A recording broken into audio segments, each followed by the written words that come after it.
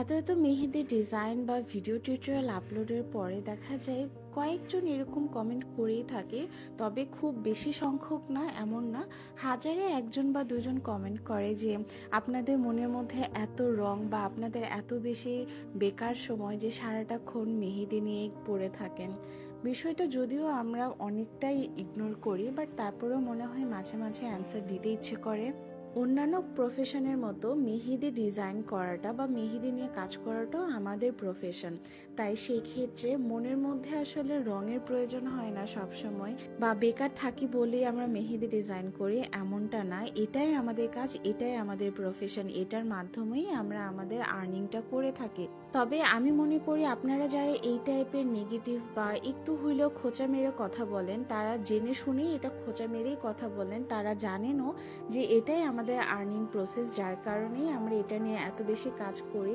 তারপরেও দেখা যায় বাংলাদেশের মানুষ আল্লাহর রহমতে আগের তুলনায় অনেক বেশি এখন মেহেদির কাজটাকে খুব ভালো অ্যাপ্রিসিয়েট করে, বা এটাও প্রফেশন হিসাবে যে নেওয়া যেতে পারে সেটা এখন কম বেশি সবাই এটা মেনে নিয়েছে।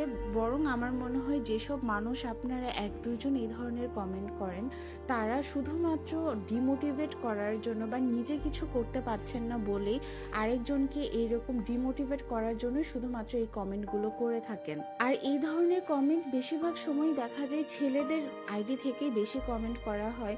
যদিও আমার কাছে মনে হয় তারা একটু হলেও হিংসাত্মক একটা মনোভাব থেকেই কমেন্টগুলো করে, কারণ এখন প্রতিটা মেয়েই ঘরে বসে নিজের কোনো একটা ট্যালেন্ট দিয়ে কিছুটা হলেও স্বাবলম্বী হওয়ার ট্রাই করছে। অ্যান্ড অনলাইন সেক্টরটাতে মেয়েরাই কিন্তু এখন এই বিজনেস বলেন বা অনলাইন সেলিংয়ের দিক থেকেও অনেকটা ভালো করছে।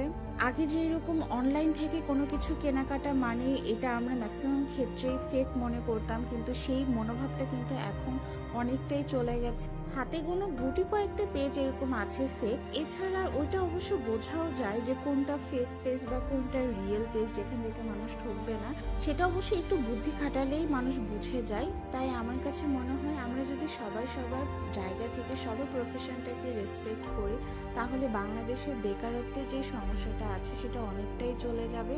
তখন আর সবাই শুধুমাত্র চাকরির পেছনে না ছুটে নিজের কর্মসংস্থানের ব্যবস্থা করে নিতে পারবে ইনশাল্লাহ।